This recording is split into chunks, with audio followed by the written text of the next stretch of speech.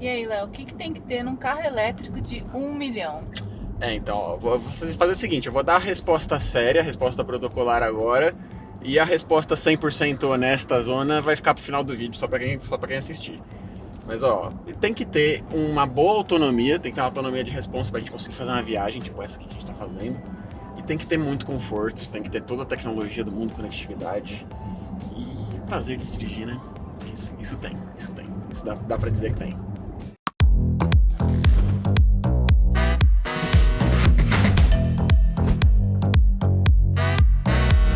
Salve galera do Tecmundo, tudo bem com vocês? Hoje a gente não vai testar um carro elétrico, não vai fazer review, avaliar o carro. A gente vai fazer uma coisa diferente, que é uma coisa que eu sempre pensei toda vez que eu pensava em eventualmente trocar para um carro elétrico no futuro. Que é, beleza, dentro das grandes capitais, a gente já tem toda uma infraestrutura de postos gratuitos e pagos para fazer abastecimento de carro elétrico. Mas e se eu quisesse viajar? Como é que seria a experiência de pegar um carro elétrico e pegar a estrada em umas distâncias muito maiores do que a autonomia prevista para esse tipo de carro? Para isso, a gente vai tentar responder a pergunta de se é possível hoje uma pessoa trocar um carro de combustível para um carro elétrico e seguir a vida normalmente com paz de espírito, sem ficar temendo aí a famosa ansiedade de autonomia. Para a gente fazer essa jornada, qualquer veículo elétrico com uma autonomia de mais de uns 250 km seria o suficiente, mas a gente resolveu fazer em grande estilo e foi lá na Porsche pegar emprestado o Porsche Taycan 4S Cross Turismo, que é um dos modelos mais premium deles, disponíveis aqui no mercado em 2023. Só que, claro, esse não é um vídeo patrocinado, eles liberaram o teste para a gente testar como quiser e nem aprovaram o vídeo antes de ir pro ar, então é totalmente independente. Só que eu vou precisar de uma ajuda de vocês, porque esse é um trajeto de 405 km, é uma jornada cara entre os honorários da equipe e outros gastos que a gente vai ter, e não tem ninguém patrocinando, então eu preciso que vocês curtam o vídeo, assistam até o final e compartilhem com o máximo de gente possível para a gente ter um resultado legal e o meu chefe não achar que eu tô queimando o dinheiro da empresa aqui à toa e depois não liberar mais outros carros elétricos no futuro para a gente fazer vídeos aqui. Então eu tô contando com vocês, tá? Agora eu vou entrar no carro e a gente vai seguir na jornada.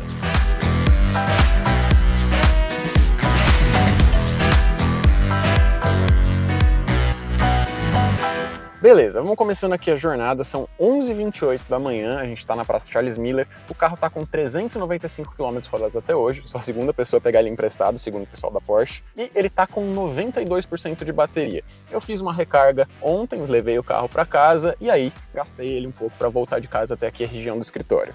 Agora a gente vai começar a nossa jornada aqui.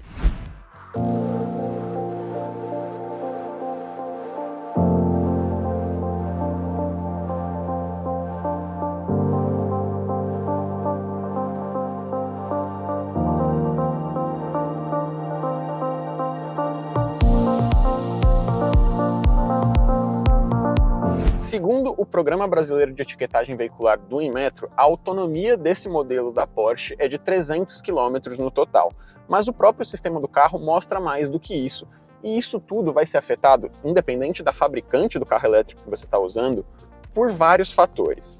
O seu estilo de direção, se você está rodando na cidade ou na estrada ou em ambos, se você está com o ar-condicionado ligado, quais são as condições climáticas, em especial a temperatura, e até o tamanho do aro da roda vai afetar a autonomia do seu veículo. Levando tudo isso em consideração, eu pessoalmente, na hora de me planejar, resolvi pecar pela segurança e estimar uma distância máxima de 280 km entre as paradas para essa nossa viagem de agora.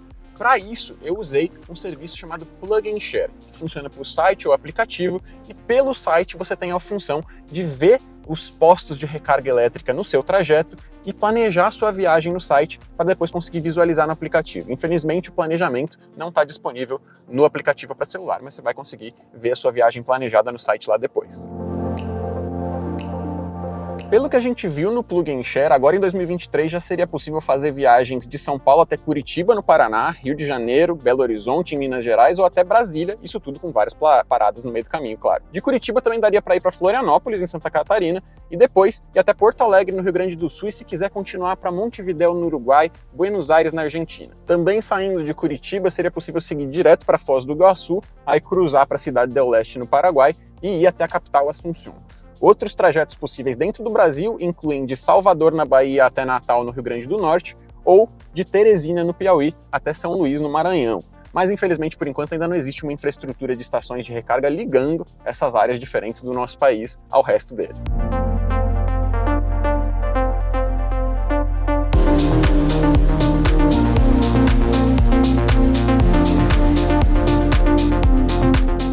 Por que é importante você planejar a sua viagem com mais autonomia do que você precisa de verdade? Porque acontece esse tipo de coisa. Eu estava aqui todo tagarelante falando com a equipe, errei a saída do GPS, o que na estrada quer dizer uns bons quilômetros a mais de desvio até eu conseguir pegar um retorno e voltar. Então, faça a sua viagem planejando bem, com folga, para a autonomia não acabar. Ó, chegamos aqui no primeiro pedágio ao longo do trajeto, estamos com 427 quilômetros rodados, meio-dia 38. E, né, como a gente não tá nem com uma tagzinha instalada, vamos pegar fila que nem todo mundo, mesmo de Porsche. É o que acontece, que tem para hoje.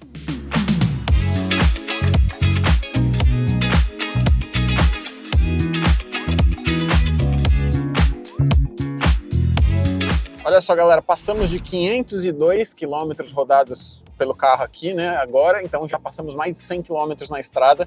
Por enquanto ele está acusando uma autonomia restante de 251 quilômetros, mas eu vou checar aqui, nós estamos com 71% de carga ainda. Segundo o Google, a gente está a menos de 100 quilômetros do nosso posto de abastecimento, então vai dar tranquilo. E isso porque a gente veio o caminho inteiro ouvindo música, com o ar-condicionado ligado no modo normal. Eu poderia ainda ativar o modo eco do ar-condicionado para manter ele funcionando de uma forma muito mais econômica, o que ia refletir imediatamente ali na autonomia. Eu poderia ter ativado um modo range de direção, que ele vai atualizar várias configurações diferentes para aumentar também a autonomia, e só isso já adicionaria mais uns 10 km ou mais na autonomia total do carro. Mas como não está precisando, por enquanto a gente vai seguindo assim mesmo, mais confortável, né?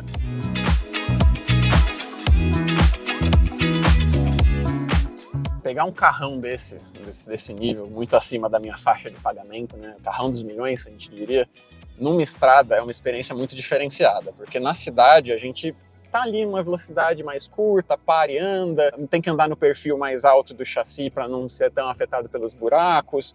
Aqui, você bota ele no perfil mais baixo, aliás, o carro se ajusta automaticamente conforme ele percebe o avanço da velocidade, parece que você está deslizando numa pista de manteiga, de tão gostoso que é de dirigir.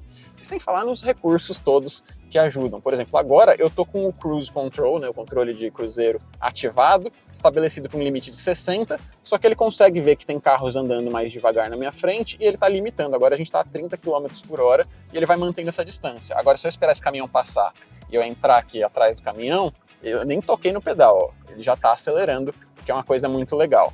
Sem falar nos painéis todos para controlar as músicas, o teto solar, que é com vidro eletrocrômico, você aperta um botãozinho ali e ele já se torna opaco ou transparente para você, de acordo com o seu desejo de tomar um sol na cabeça ou não e ver o céu, né?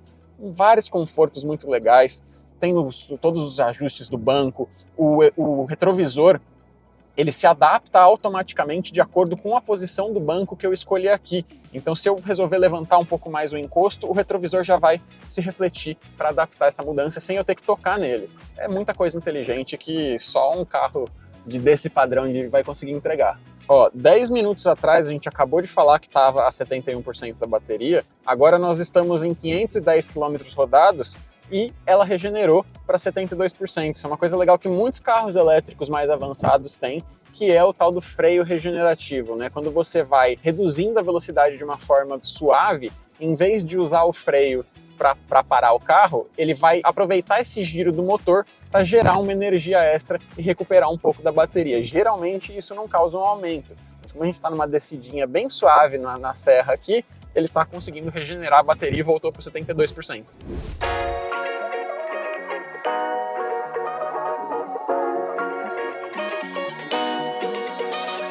Agora que a gente saiu do trecho que é 60 por hora e chegou num que é 110, dá para mostrar uma coisa legal também, que é o arranque de um carro elétrico. Se liga só, vamos só pisar. 110, assim. E olha que eu não pisei até o fim da tábua ali.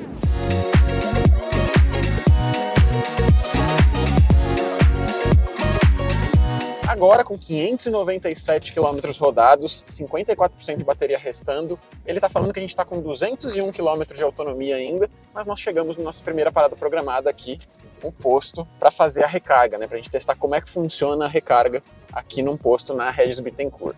Eu vou encostar lá para vocês e a gente vai ver como é que funciona. Usando o aplicativo como Plug & Share, é possível ver postos de recarga de várias empresas diferentes com indicações de quais tipos de plug estão disponíveis, a potência de cada plug e até avaliações de quem usou recentemente, o que é importante para você se planejar na viagem, né? No nosso trajeto, os postos de carga disponíveis são frutos de uma parceria entre a rede Graal, a EDP e o grupo Volkswagen, do qual a Porsche e a Audi fazem parte. Nesses postos a gente encontra geralmente duas estações diferentes. Uma semi-rápida de 22 watts para até 2 veículos com plug tipo 2 e outra ultra rápida de 150 watts com plug do tipo CSS. E dependendo do caso, como esse aqui, pode ter também um plug do tipo CHAdeMO de 50 watts. Independente de qual for compatível com o seu carro elétrico, pelo menos no caso dessa parceria, a recarga é gratuita, enquanto eles ainda estão experimentando com formas de pagamento. Você só precisa baixar o aplicativo EDP EV.ChargeBR para desbloquear a bomba e aí torcer para a bomba mais rápida possível, compatível com o seu carro, tá livre quando você chegar. No caso desse Porsche que a gente está testando, ele é compatível com recarga de até 270 watts, então eu vou tentar primeiro usar o carregador de 150 watts aqui. Então vamos lá, ó. Eu vou abrir o aplicativo aqui, vou escanear o código QR da bomba, tá falando que está disponível, selecionei o carregador de 150 watts, desbloquear, Connect Plug. Peguei.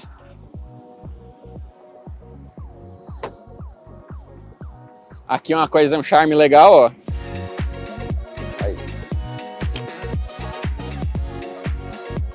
Conectou. Então agora são 3h05 da tarde, a gente colocou ele para carregar, estamos com 598 km rodados e ele já está em 58% de bateria, com estimativa para terminar às 4h03 da tarde. Até 80% de recarga é mais rápido, mas a gente quer garantir a carga completa ali para viajar com tranquilidade. Se fosse na recarga com 22 watts, o processo demora mais e pode levar até umas 5 horas para ir de 0 a 100%. Já numa tomada comum de casa, a recarga completa pode levar até 9 horas. Aqui a gente vai ver quanto tempo vai levar. Bora lá. Enquanto isso, vamos comer alguma coisinha? Tá na hora de almoçar, né?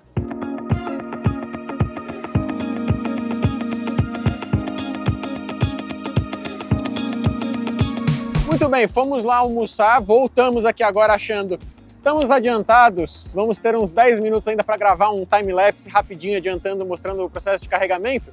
Estávamos enganados, porque ele terminou antes do previsto, está ali marcando que levou 54 minutos e 21 segundos para chegar a 100% de carga.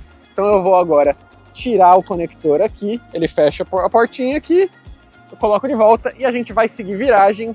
E como a gente está com a bateria cheia e com algumas horas de dia sobrando, a gente vai fazer um leve desvio para conseguir umas cenas bonitas para vocês. Então, vamos seguir a jornada.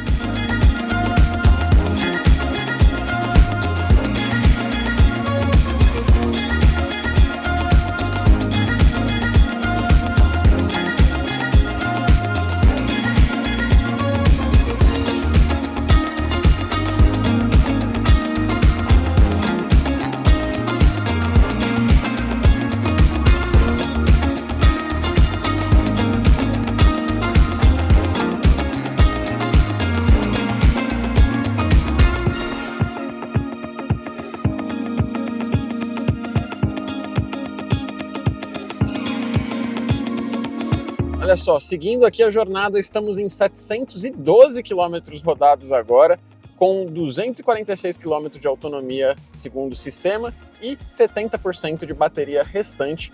Continuamos a jornada, já escureceu agora e o Google diz que falta um pouco mais de 100 km para a gente chegar lá em Curitiba. Outro sistema legal que eu não falei para vocês antes é que aqui no assento do motorista, além do painel que fica aqui no espaço do volante para eu poder ver, ele tem um HUD, um Heads-Up Display, que projeta uma parte das informações necessárias para o motorista no vidro, e eu vejo como se fossem números flutuando ali em cima da pista. No momento, ele está projetando a minha quilometragem atual e também a configuração que eu estabeleci para o controle de cruzeiro, né, o piloto automático, entre aspas, assim, que mantém a velocidade e a distância dos carros na frente. Mas se eu tivesse configurado o GPS não pelo Android Auto, e sim pelo sistema de navegação do próprio carro, ele também estaria mostrando algumas instruções resumidas de o que eu tenho que fazer, quantos quilômetros eu tenho que seguir antes da próxima curva ou troca de pista.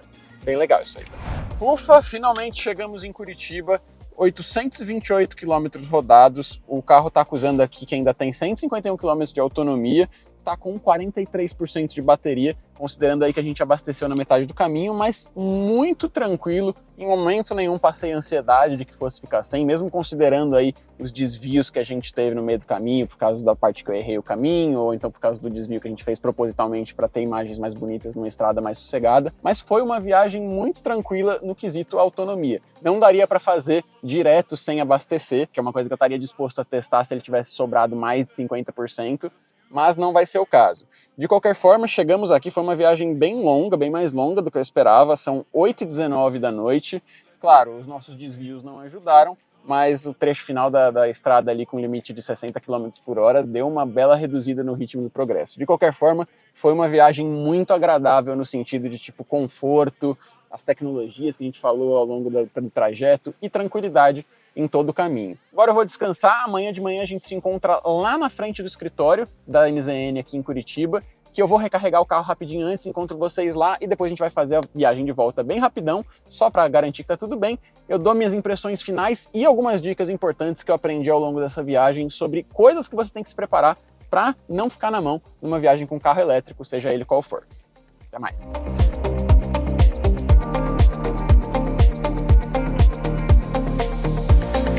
Novo dia, então nós fomos rapidinho fazer uma recarga e aqui em Curitiba tem vários postos de carregamento disponíveis, mas para ser mais rápido nós fomos na concessionária da Porsche aqui no bairro do Batel mesmo e levou só 52 minutos para ir de 40% até 100%. Como na vinda para cá ontem a autonomia deu com folga para os dois trechos, agora na volta a gente vai mudar um pouco a dinâmica para imaginar que nós estamos numa situação de emergência, tendo que voltar ali o mais rápido possível, mas ainda respeitando os limites e tomando cuidado para não ficar sem carga no meio do caminho. Agora nós estamos com a bateria praticamente completa, então bora acelerar e eu dou mais detalhes quando a gente chegar no pit stop.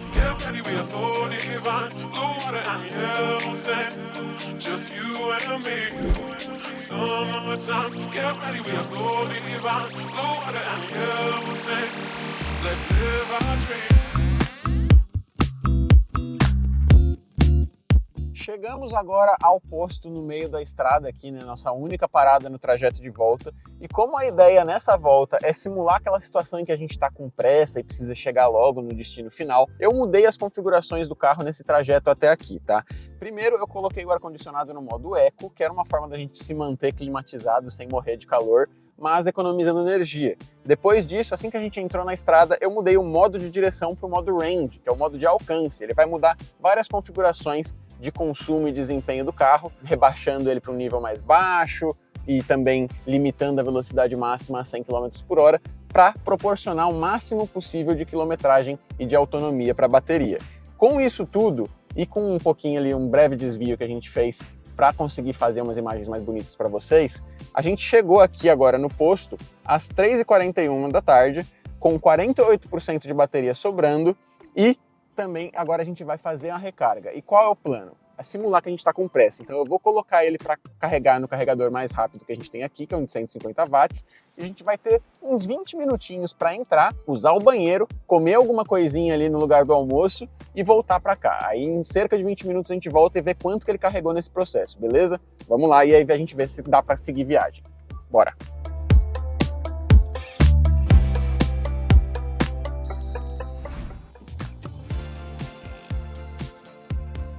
Beleza, minha gente, voltamos do almoço rapidinho agora, já desconectei o carro do carregador. Ele ficou um total de 26 minutos na tomada, não sei se você consegue ver o detalhe aí no aplicativo, e recarregou uma quantidade de energia impressionante, viu, para esse período de tempo. Ele está agora com 93% de carga, estimando 383 km de autonomia, claro, continuando com todos os modos econômicos que a gente já tinha vindo até aqui. Então, dá mais que o suficiente para a gente seguir a viagem no nosso ritmo de pressa. Então, bora lá!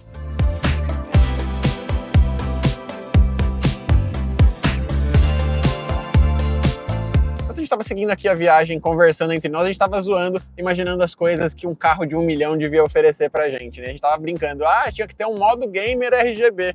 Até que o nosso querido câmera David tava fuçando nos menus aqui e descobriu, não é que danado do carro tem modo RGB? Olha isso. Azul, vermelho, verde, dinâmica. A Porsche não sabe brincar, gente.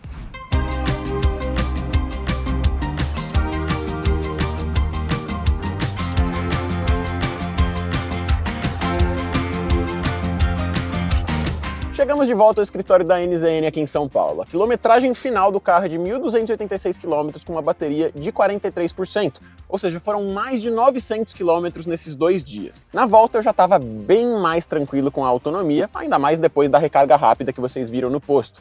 Mesmo com o trânsito chegando perto de São Paulo, em momento nenhum eu fiquei com receio de acabar parado. Claro que a autonomia de mais de 350 km desse carro ajuda muito nisso, mas a experiência deixou em mim a confiança de que mesmo com carros com menos capacidade, já é sim possível viajar por boa parte do país. Você só precisa ter em mente algumas dicas importantes que eu vou falar agora, tá? Primeiro, estude e experimente sobre a autonomia do seu carro. Cada veículo tem sistemas diferentes, reservas de tamanhos próprios e características únicas, mesmo que sejam modelos diferentes da mesma marca. Isso inclui capacidade de recarga e tipo de plugs compatíveis. Segundo, pesquise os postos de recarga disponíveis no seu trajeto. No PlugShare, Tupinambá ou outros apps similares, olhe sempre as avaliações recentes das outras pessoas para saber de possíveis problemas técnicos ou manutenções e também leia os detalhes de cada posto. Eu não saberia que precisaria do app da EDP para recarregar na estrada se eu não tivesse feito isso. E terceiro, mesmo com tudo isso, planeje as suas paradas de recarga com folga, já que pode ser que você dê azar e as estações do posto que você escolheu estejam todas ocupadas ou indisponíveis no dia.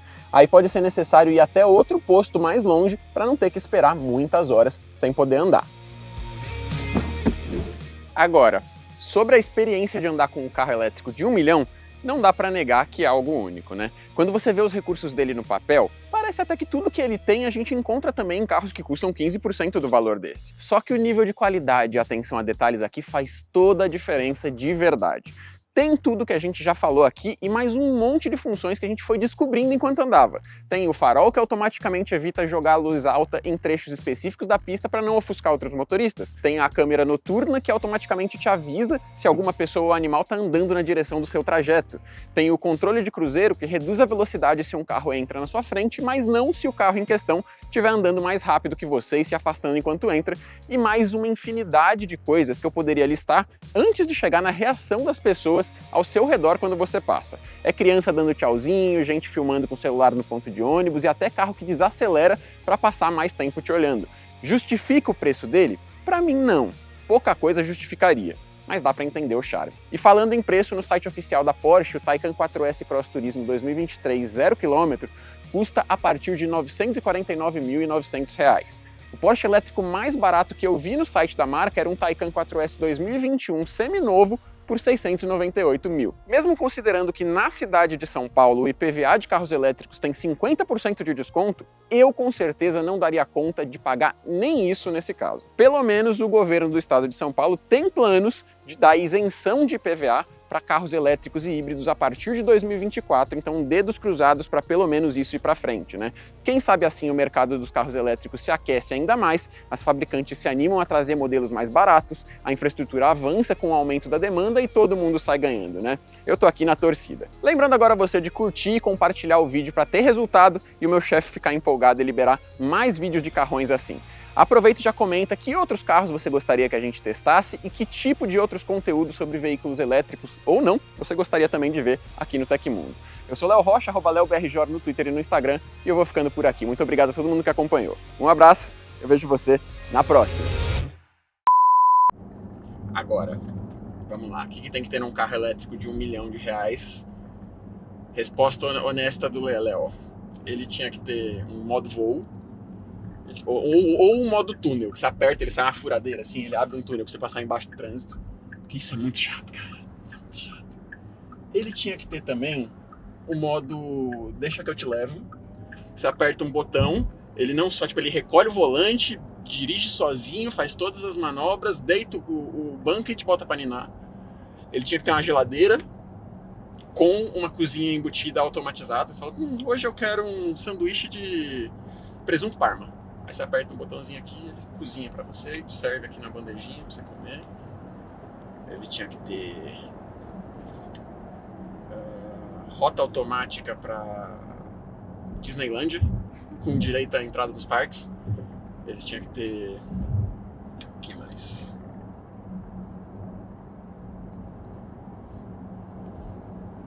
O que mais? Me dê ideias.